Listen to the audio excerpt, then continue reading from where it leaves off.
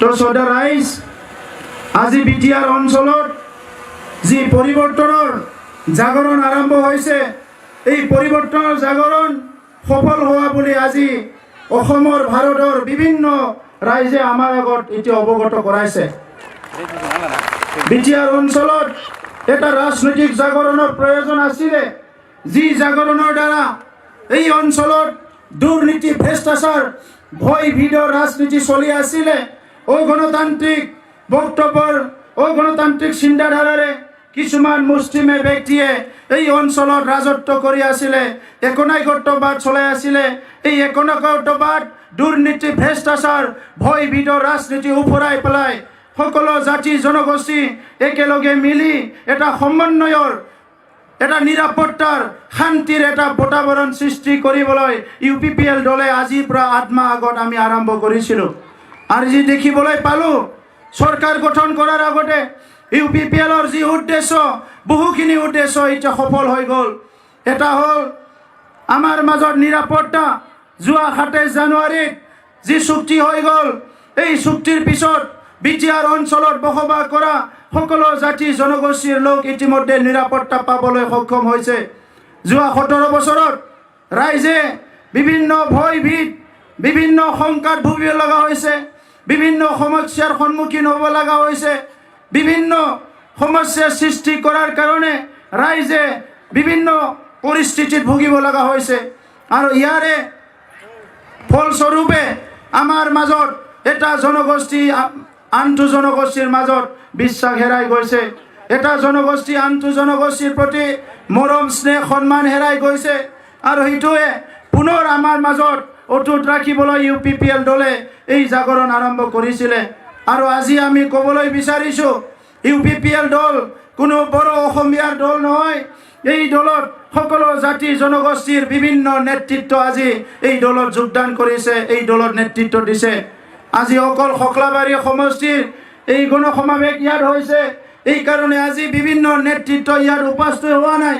আমাৰ আদিবাসীসকলৰ, চাওতালীসকলৰ নেতা আছে, মাইনৰিটি মুছলমানৰ নেতা আছে, বঙালীসকলৰ নেতৃত্ব আছে, ইয়াত অসমীয়াৰ আছে, সকলো জাতি জনগোষ্ঠীৰ নেতৃত্ব এতিয়া UPPLত ভৰি পৰিছে। আৰু সেইকাৰণে যি সমন্বয় কৰাৰ কাম যোৱা 17 বছৰৰ হাগ্ৰামা মহিলাৰীয়ে কৰিবলৈ পৰা নাই, UPPL দলে চৰকাৰ গঠন কৰাৰ আগতে এই সমন্বয় কৰাৰ যিটো কাম, এইটো আমি অলৰেডি কৰি পেলালোঁ। এতিয়া আমাৰ বিটিআৰত সকলো জাতি জনগোষ্ঠী সুস্থ চিন্তাৰে মূৰ দাঙি চবে জীয়াই থাকিবলৈ পাৰিছে। এটা সময় আছিল ভয় ভীতৰ ৰাজনীতি, হাগ্ৰামা মহিলাৰীৰ নেতৃত্বত যি 17 বছৰ শাসন চলিল, ইয়াত বিভিন্ন হিংসা, বিভিন্ন দাবী ধমকি দিয়া কাৰ্যকলাপ হৈ গ'ল। আৰু ইয়াৰ কাৰণে আমাৰ জাতি জনগোষ্ঠীৰ মানুহে ভয় কৰি জীৱন কটাব লগা হৈছিলে। আমি UPPL দলে নিশ্চিত কৰিছোঁ, UPPL দলৰ সময়ত কোনো জাতি জনগোষ্ঠীয়ে ভয় কৰিব লগা একো নাই। আমাৰ সকলো ব্যক্তি যি ভাৰতৰ নাগৰিক, অসমৰ বাসিন্দা, বিটিআৰৰ বাসিন্দা, প্ৰত্যেকজন ব্যক্তিয়ে নিজৰ নিজৰ নিৰাপত্তা পাবলৈ সক্ষম হ'ব। আমাৰ চৰকাৰৰ সময়ত কোনো এজন ব্যক্তিয়ে কোনো এটা ভয় ভীতৰ সন্মুখীন হ'ব নালাগিব। আজি বিভিন্ন জাতি জনগোষ্ঠীৰ ভাষা সংস্কৃতিৰ ৰক্ষণাবেক্ষণক লৈ প্ৰশ্ন আহিছে। কিছুমান ন্যস্ত ৰাজনৈতিক নেতাসকলে এই ষড়যন্ত্ৰবিলাক আৰম্ভ কৰিছে। বিটিআৰ অঞ্চলত বসবাস কৰা অসমীয়াসকলৰ অসমীয়া ভাষা সংকট আহিব। কোনোবা কৈছে গাঁৱে গাঁৱে যায় UPPLৰ চৰকাৰ আহিলে দখনা পিন্ধিব লাগিব, অসমীয়া ভাষা ক'বলৈ নোৱাৰিব। বিভিন্ন ভয় ভীত ৰাজনীতি কৰিছে। শ্ৰদ্ধা ৰাইজ, ভাৰতবৰ্ষ বিশ্বৰ ভিতৰত সৰ্ববৃহৎ গণতান্ত্ৰিক দেশ। এই দেশত তেনেকুৱা ৰাজনীতি কৰিবলৈ লাজ পাব লাগে। যিসকলে আজি সমাজ সেৱা কৰিবলৈ আহিছে, ৰাজনীতি ক্ষেত্ৰত আহি সমাজখন নেতৃত্ব দিব আহিছে, সেইসকলে আজি ৰাইজক আগুৱাই লৈ যোৱাৰ কাৰণে বিভিন্ন জাতি জনগোষ্ঠীৰ নিৰাপত্তাৰ কাৰণে কোনো আঁচনি তেখেতসকলে ক'বলৈ নাজানে। খালি তেখেতসকলে ৰাইজক ভয় কৰে, ভয় খুৱায়। ইয়াত অসমীয়া ভাষাৰ কোনোদিনো সংকট আহিব নোৱাৰে। 20 লাখ জনসাধাৰণে কোৱা বড়ো ভাষা যদি ইয়াত সংকট অহা নাই, 4 কোটি মানুহে কোৱা, সদায় কোৱা অসমীয়া ভাষা কেতিয়াও সংকট আহিব নোৱাৰে। আজি অসমীয়া ভাষা সকলো জনগোষ্ঠীয়ে কয়। ইয়াত পঢ়া বিদ্যালয়, বিশ্ববিদ্যালয়ত ব্যৱহাৰ হয়। অফিস আদালত সবতো ব্যৱহাৰ হয়, দোকান পোহাৰ সবতো ব্যৱহাৰ হয়, মঠ মন্দিৰ সাংস্কৃতিক সবতো অসমীয়া ভাষা ব্যৱহাৰ হয় আৰু ইয়াত কোনো অসমীয়া ভাষাৰ সংকট আহিব নোৱাৰে। শ্ৰদ্ধা ৰাইজ, আজি ইয়াত দখনা পিন্ধাটো বড়োসকলৰ কাৰণে এতিয়া ডাঙৰ কথা, কাৰণ আমাৰ মানুহবিলাক দৰিদ্ৰ হৈ গৈছে, দখনা কিনি পিন্ধিবলৈ ইতিমধ্যে ষ্ট্ৰাগল কৰিব লগা হৈছে আৰু বেলেগক দখনা কিনি দিয়াটো আমাৰ কাৰণে এটা ডাঙৰ কথা হৈ আহিছে। নিজৰ নিজৰ সংস্কৃতি নিজৰ মাজত জীয়াই থাকিব, এটা সাংস্কৃতিক আন্তৰ্জাতিক সন্মান দিব লাগিব আৰু এই বিটিয়াৰবাসী ৰাইজে ইতিমধ্যে বুজি পাইছে আমাৰ মাজত আদিবাসী আছে, আমাৰ মাজত অসমীয়া আছে, আমাৰ মাজত ৰাজবংশী আছে, বঙালী আছে, মাইনৰিটি মুছলমান আছে, মদাহী আছে, ৰাভা আছে, গাৰো আছে, শৰণীয়া আছে, নাথ যোগী আছে, কলিতা আছে, সকলো জনগোষ্ঠীৰ মানুহ আমাৰ ইয়াত বিটিয়াৰত আছে আৰু এই সকলো জনগোষ্ঠীয়ে নিজৰ নিজৰ ভাষা সংস্কৃতি অস্তিত্ব লৈ এই বিটিয়াৰত জীয়াই থাকিব পাৰিব। কিছুমানে ভয় দেখুৱাইছে UPPL আহিলে ইয়াত ভূমিৰ পাট্টা নাপাব, মাটিৰ পাট্টা নাপাব। বিটিআৰ ৰেকৰ্ডৰ 7.1 আৰু 7.2 এই দুটা ক্লজক লৈ ৰাজনীতি কৰিছে, ষড়যন্ত্ৰ কৰিছে। বিটিআৰ ৰেকৰ্ডৰ 7.1 আৰু 7.2 বিটিআৰ বাকীৰ কাৰণে নহয়, এইটো অসমৰ কাৰণে অসম চৰকাৰক কোৱা হৈছে, বিটিআৰ বাকীৰ চিন্তা কৰিব লগা নাই। বিটিআৰ অঞ্চলত বসবাস কৰা বিভিন্ন জাতি জনগোষ্ঠীৰ লোকসকলক 17 বছৰে ভূমিৰ অধিকাৰৰ পৰা হাগ্ৰামা মহিলাৰে বঞ্চিত কৰি ৰাখিছে আৰু আমি আপোনালোকৰ আগত স্পষ্ট কৈছোঁ, UPPL চৰকাৰ গঠন কৰাৰ লগে লগে 6 মাহৰ ভিতৰতে সকলো জাতি জনগোষ্ঠীৰ ভূমিৰ সমস্যা সমাধান কৰা হ'ব। শ্ৰদ্ধা ৰাইজ, আমাক নিৰাপত্তা লাগে, আমাক জীৱন সম্পত্তিৰ নিৰাপত্তা লাগে, ভাষা সংস্কৃতিৰ নিৰাপত্তা লাগে, আমাক শান্তি লাগে। শান্তি প্ৰতিষ্ঠা কৰিবলৈ হাগ্ৰামা মহিলাৰে যথেষ্ট সুযোগ পাইছিলে। 2012ত সংঘৰ্ষ হৈ গ'ল, 2008ত সংঘৰ্ষ হৈ গ'ল, 2014ত সংঘৰ্ষ হৈ গ'ল আৰু এইখিনি সময়ত শান্তি প্ৰতিষ্ঠা কৰাৰ কাৰণে হাগ্ৰামা মহিলাৰে একো পদক্ষেপ নল'লে। বড়ো অনাবড়ো সৃষ্টি হ'ল। এই ভুল বুজাবুজি সমাপ্ত কৰিবলৈ হাগ্ৰামা মহিলাৰে কোনো পদক্ষেপ নল'লে। শান্তি প্ৰতিষ্ঠা কৰিবলৈ এখন চৰকাৰে ইচ্ছা কৰিলে, এখন চৰকাৰৰ সদিচ্ছা থাকিলে তেখেতসকলে তাৎক্ষণিকভাৱে কৰিব পাৰে, কিন্তু 17 বছৰত হাগ্ৰামা মহিলাৰে এইটো নকৰিলে। আৰু আজি আমি UPPLৰ নেতৃত্ব যিসকলে নেতৃত্ব বহন কৰিছে সেইসকলে যোৱা 27 জানুৱাৰীত এটা শান্তি চুক্তি কৰি চিৰস্থায়ীভাৱে আমি শান্তি প্ৰতিষ্ঠা কৰিবলৈ সক্ষম হৈছোঁ।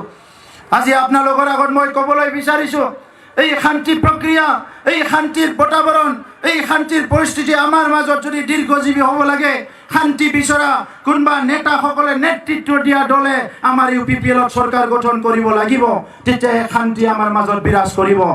যিসকলে শান্তি নিবিচাৰে, অশান্তি বিচাৰে, হিংসা কৰে, সেইসকলৰ হাতত কোনোদিনে শান্তি ইয়াত চিৰদিনৰ কাৰণে চিৰস্থায়ী নহ'ব।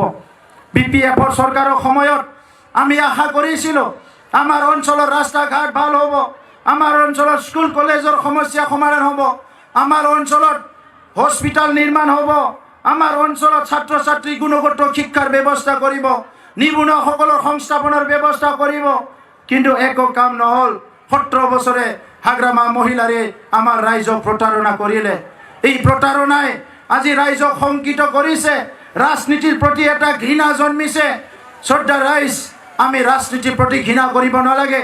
কোনোবা ব্যক্তিয়ে ভুল কৰিছে, কোনোবা ব্যক্তিয়ে আমাক প্ৰতাৰণা কৰিছে, আমাক ঠগ প্ৰবঞ্চনা কৰিছে, ইয়াৰ কাৰণে এটা ৰাজনীতিক প্ৰক্ৰিয়া ভুল হ'ব নোৱাৰে। আজি আমাৰ হাতত সময় আহিছে, এইটোৱে আমাৰ সুযোগ। 17 বছৰত যিসকলে প্ৰতাৰণা কৰিলে, ঠগ প্ৰবঞ্চনা কৰিলে, দুখীয়া গৰীব মানুহৰ কাৰণে অহা আইৱাজ ঘৰৰ পইচা, জব কাৰ্ডৰ পইচা, বৃদ্ধ পেঞ্চনৰ পইচা, মিড ডে মিলৰ পইচা, আমাৰ শিশুসকলৰ অংগনবাড়ীৰ খাদ্যৰ পইচা খাই দিলে। যিসকলে খুটা কম্বলৰ নামত হাজাৰ হাজাৰ কোটি টকা লুটি খালে, সেইসকলক খেদি পেলাই ভাল এটা শাসন আনিব লাগিব।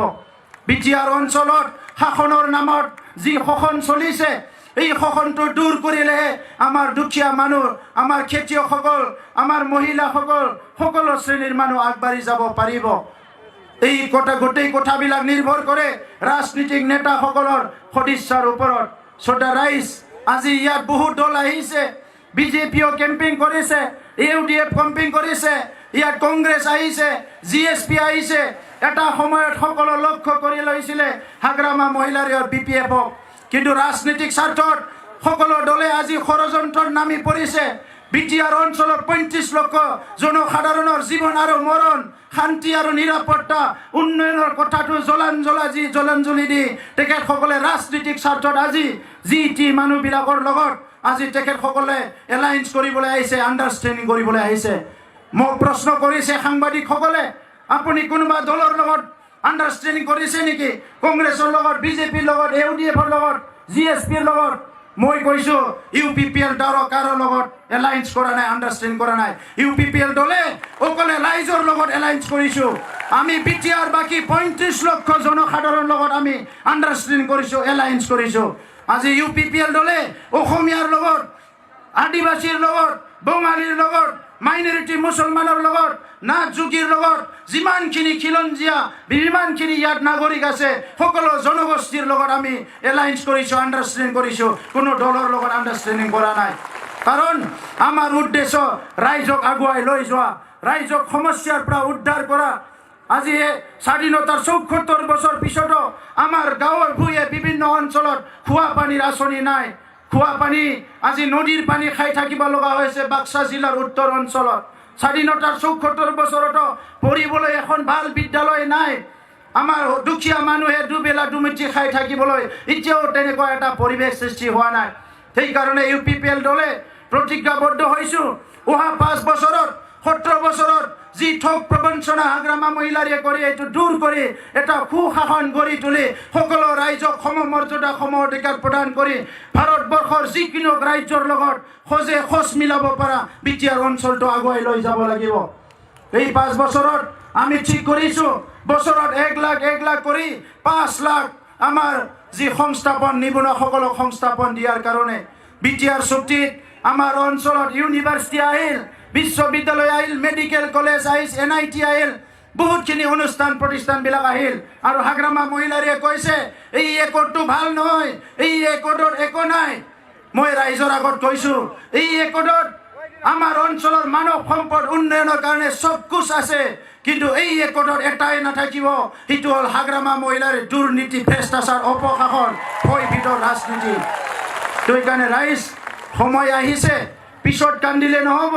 যি সময়ত আপোনাৰ হাতত সুযোগ আহিছে এই সুযোগটো লৈ অহা 7 তাৰিখত সকলোৱে দলে বলে ওলাই আহি পৰিৱৰ্তনৰ স্বাৰ্থত, দুখীয়া গৰীব মানুহৰ স্বাৰ্থত, এটা সুশাসন গঢ়ি তোলাৰ স্বাৰ্থত ট্ৰেক্টৰৰ ছবিত ভোট দি UPPLক জয়যুক্ত কৰিব লাগিব। আজি UPPL দল বিটিআৰৰ ভিতৰত সকলোতকৈ শক্তিশালী দল, কাৰণ আমাৰ 14 লাখ মেম্বাৰ আছে। মই সিদিনা শুনিছোঁ BJPৰ সভাপতিয়ে কৈছে তেখেতসকলৰ 4 লাখ না 5 লাখ মেম্বাৰ হৈছে বুলি। মই নাজানো। BPF-ৰ মেম্বাৰ কমি গৈছে, 2 লাখ 3 লাখ আছে না নাই সন্দেহ আছে, কিন্তু আজি UPPL দলৰ 14 লাখ মেম্বাৰশ্বিপ আছে। 30টাতকৈ অধিক আসন লৈ UPPL চৰকাৰ গঠন কৰিব গৈ আছে। কিন্তু এই চৰকাৰ ৰাইজৰ চৰকাৰ হ'ব, গণতান্ত্ৰিক চৰকাৰ হ'ব, দুখীয়া গৰীব সকলো শ্ৰেণীৰ মানুহৰ চৰকাৰ হ'ব। আৰু আপোনালোকক মই আজি স্পষ্ট ভাষাৰে কৈছোঁ, আমাৰ দলৰ নেতা কৰ্মী সকলোকে কৈছোঁ, আমাৰ চৰকাৰ গঠন কৰাৰ পিছত 15 তাৰিখৰ পিছত ৰাইজৰ যেতিয়া কাম কৰিবলৈ যাম, গাঁৱলৈ যাম, বিভিন্ন কাম আৰম্ভ ল'ম, প্ৰত্যেকজন আমাৰ দলীয় কৰ্মীক মই স্পষ্ট ভাষাৰে কৈছোঁ, দুখীয়া গৰীব মানুহ ৰাইজৰ যদি কোনোবা 8 আনা পইচা খায় সি আধা ঘণ্টাও দলত থাকিব নোৱাৰিব, তাক বাহিৰ কৰা হ'ব। কাৰণ আমি পুনৰ BPF-ক পুনৰাই ইয়াত বহাব বিচৰা নাই। ইয়াত UPPL চৰকাৰ কৰিব বিচাৰিছে, য'ত মদ ভাঙৰ চৰকাৰ নাথাকিব, জুৱাৰ চৰকাৰ নাথাকিব, দাদাগিৰিৰ চৰকাৰ নাথাকিব, সকলো ৰাইজৰ চৰকাৰ হ'ব। তো এইকাৰণে আজি যিসকল ব্যক্তি আমাৰ দলত জইন কৰিছে মই তেখেতসকলক আদৰণি জনাইছোঁ। আজি UPPL দলত এই 7 মাহে দিনে নিশা জইন কৰি আছে। আজিৰ দিনতো কমচে কম এনটিআৰ বিটিআৰত 5000 মানুহ জইন হ'বলৈ গৈ আছে আমাৰ দলত। আজি ব্যক্তিসকলে এই কাৰণে আহিছে, 17 বছৰত বিকল্প পোৱা নাই। নতুন নতুন দল অসমৰ পৰা আহিছে, ভাৰতৰ পৰা আহিছে, সেই দলৰ প্ৰতি ৰাইজে বিশ্বাস কৰা নাই। কাৰণ তেখেতসকলে বিভিন্ন দুৰ্যোগৰ সময়ত, দুখৰ সময়ত আমাৰ ৰাইজৰ ওচৰত অহা নাই আজি ভোট লাগে কাৰণে আহিছে কিন্তু দুৰ্যোগৰ সময়ত অহা নাই দুৰ্যোগৰ সময়ত দুখৰ সময়ত যদি থিয় দিছে আজি UPPL নেতৃত্ব বহন কৰা ব্যক্তিসকলে থিয় দিছে সেইকাৰণে ৰাইজৰ আস্থা আৰু বিশ্বাস UPPL দলৰ লগতে আছে আৰু খোখলাবাৰী সমষ্টিত এতিয়া আগতে কৈ আছিল বড়ো অকল বড়ো আছে এতিয়া বড়ো অসমীয়া মদাহী শৰণীয়া আদিবাসী সকলো জনগোষ্ঠী দলে বলে UPPL দলত ওলাই আহিছে আৰু মোৰ সন্দেহ হৈছে আমাৰ অপজিশ্যনৰ যিসকল কেণ্ডিডেট তেখেতসকলে নিজৰ যি মানে সিকিউৰিটি পইচা দিছিলে সেইখিনি ৰিটাৰ্ণ পাবনে নাই কাৰণ আমি সকলোতকৈ বেছি ভোট পাবলৈ গৈ আছোঁ তো এইকাৰণে ৰাইজ কোনো সন্দেহ কৰিব লগা নাই আগবাঢ়ি যাব লাগিব